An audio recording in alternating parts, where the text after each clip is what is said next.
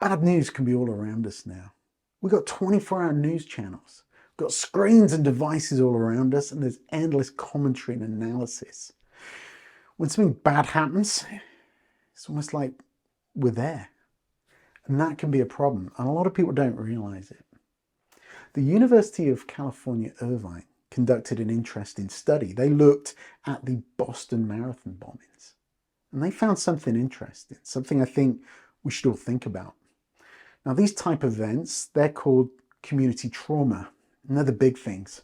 Disasters, attacks, accidents, kind of events where we see people suffering, and we're seeing things that are uncomfortable.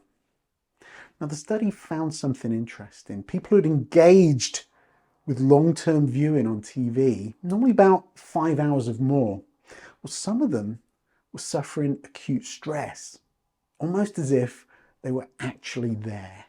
And before you dismiss this, yeah, some of these people did have some underlying problems. Yep, that is a lot of coverage to watch.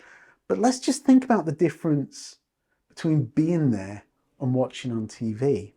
Now, if you're at one of these events, and I hope you don't have that misfortune, your focus is on getting to safety or helping others. You also don't see everything that's happening around you. You don't see the whole thing unfold. And if you are in trouble, if you're suffering, there's likely to be help available.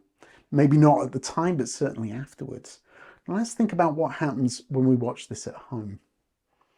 We're seeing everything unfold, all the horrible details. And our minds, we haven't got anything to focus on. They can ruminate and we can keep reflecting on what's happening. And it was even found that some people, if they watched another community trauma sometime afterwards, they were being triggered by the original event. And it goes without saying that there's probably not going to be help on hand if you run into difficulties. And let's just think how easy it is to get near to that 5-hour mark. Like I said, we can often have screens around us. We're always getting updates. Our phones are going off, giving us that important thing we just can't miss. Well, let's just think about how we used to take on bad news. We used to read it in a newspaper, then we'd put the newspaper down. We'd probably get a half-hour news update at some point in the day, and we'd move on. So what I'm just suggesting you do is think about this. How much bad news do you need to take in? If you're not personally involved with it, if someone you know isn't involved, do you need to keep watching? It's just an honest question, and you'll be able to find the answer. So I hope this helps. I hope it gives you something to think about, and I hope it helps you feel better.